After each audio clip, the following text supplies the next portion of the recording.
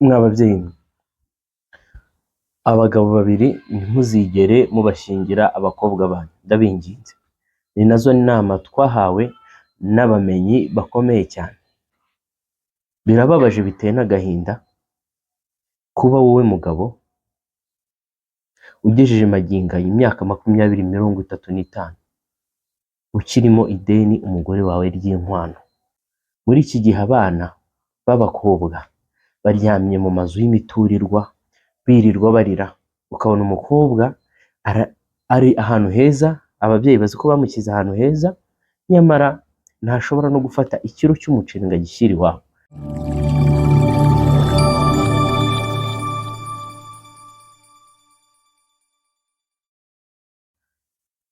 Nk'uko bisanzwe twatangire kuri video y'abantu cyangwa se y'abadamu 5 udakwiye guha cyangwa se gushaka. Ubu noneho twagarutse ku bijyanye n'umugabo noneho udakwiye gushyingira umukobwa wawe. Benshi barabinsabye muri comment, baravuga ati se ko tumenya abantu 5 utagomba gushaka cyangwa se utagomba kugira abadamu, abagabo bo niki twareberaho, ninde udakwiye gushaka? Mbere na mbere wenda ndagira ngo turebere hadithi hamwe yoroshye tunabone n'impamvu cyangwa se n'ubwo bwoko bw'abantu babiri. Hadithi iragira iti, turuka ku ntumwa y'Imana Muhammadin sallallahu alaihi wasallam igira iti, idha atakum man tardawna dinahu wa khuluquhu fazawwijuhu.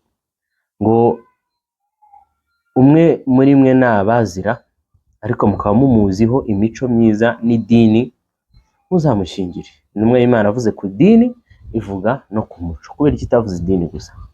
Ibi nibyo tugiye kureba. Ku bagabo ntago ari ibintu byinshi bareberaho nk'ibyo abadamu twarebye, ahubwo turareba ibintu bibiri byonyine bizaba bihagije.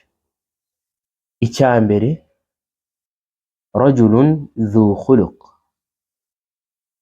taqi, ni ukuvuga ngo ni umugabo urushaho gutinya Uwiteka Allah subhanahu wa ta'ala.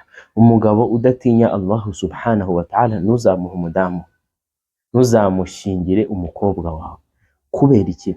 Umugabo utinya Uwiteka Allah subhanahu wa ta'ala, iyo akunze umukobwa wawe amufata neza, aramwubahisha, amufata nk'umutako, ndetse yanamwanga bagirana n'ibibazo ntamuhuguze. Icyo ni icya mbere. Ni ukuvuga ngo umuntu udatinya Imana akoresha umukobwa wawe amahano. Benshi bari gutekereza kwiyahura, benshi bari kujya mu bapfumu bitewe n'iki kibazo. Abadamu benshi bari mu mago bitewe n'abagabo babo badatinya Imana, ibyo babakorera mu mago, subhanallah, ibivugwa ni bikeya. Hari n'igihe amaherezo ubona umuntu kudatinya Imana ageraho akajya mu mabi. Amabi turi kubona muri iki gihe bimwe mu biyatera ni abagabo badatinya Imana ku badamu babo. Ababyeyi benshi mushishikajwe no gushyingira abantu kubera ko bafite amafaranga.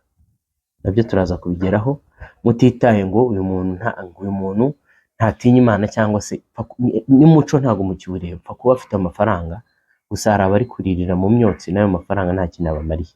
Ubwo rero umuntu udatinya Imana ntuzamuhe umukobwa wawe, nyamuneka.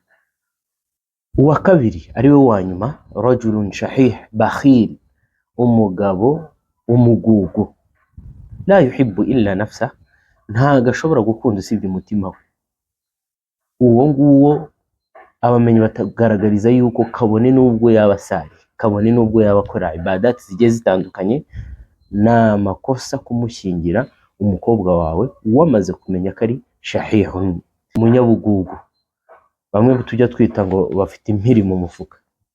Umudamu wawe cyangwa se umukobwa wawe numushyingira, umukobwa wawe numushyingira umuntu w'umugugu, uzamenye ko umwana wawe umuroshye umushyize mu muriro. Muri iki gihe abana b'abakobwa baryamye mu mazu y'imiturirwa birirwa barira, ukabona umukobwa ari ahantu heza, ababyeyi bazi ko bamushyize ahantu heza, nyamara ntashobora no gufata ikiro cy'umuceri ngo agishyire iwabo, ntashobora kugura akantu ngo agashyire iwabo cyangwa se agahe mama we. ntashobora kugura kenda keza hata no ku giti cye, habe no ku giti cye. Umugabo subhanallah, umuntu abaye mu bintu atabibayemo, bitewe n'iki? Namwe babyeyi mwabigizemo uruhare, kubera ko mwabonye ko umuntu afite imodoka mashallah, umuntu yambara neza, bababwiye ko afite n'igipangu, subhanallah. Mukibaza muti se ngo twabimenya gute ko mumenya ko ari umukire?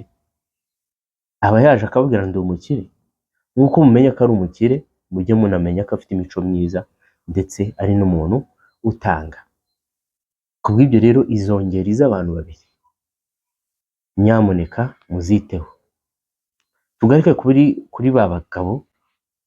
Birababaje biteye n'agahinda kuba wowe mugabo ugejeje magingo imyaka 20-35 ukirimo ideni umugore wawe ry'inkwano. Ntabwo utinya Imana? Ese ntabwo uzi ko isaha n'isaha ushobora gutabaruka? Iryo deni urimo umugore wawe kuki utamwishyura? Bavandimwe Islam, tujye dukoma urusyo dukome n'ingasire. Ni nayo mpamvu rero iyi hadithi twayivuze, umuntu uzabazira mukaba mumuzi ko afite idini rizima, afite n'umuco, muzamushyingire. Nimuzite ku mafaranga cyane kurusha ibyo intumwa y'Imana yatubwiye. Ni nazo ngaruka turi guhura nazo, kubera ko tutareba ibyo intumwa y'Imana yamaze kutugaragariza. Mwumva rero ni ingeri z'abantu babiri, umuntu udatinya Imana n'umuntu w'umunyamahugu cyangwa se umunyabugugu, umuntu selfish. Tumva aho twasoreza rero, tuzakomeza tuganira ku bijyanye n'urushako inshallah, tunarwinjiremo kugira ngo aba basabye kuri ibi biganiro bazabashe gusobanukirwa, ndetse n'abarumuna bacu bifuza gushaka ntibazakora amakosa yayo twigeze twinjiramo, cyangwa se yayo twamaze kugwamo, cyangwa se dushobora kugwamo, babimenye kare. Wabillahi tawfiq. Assalamu alaikum wa rahmatullahi wa barakatuh.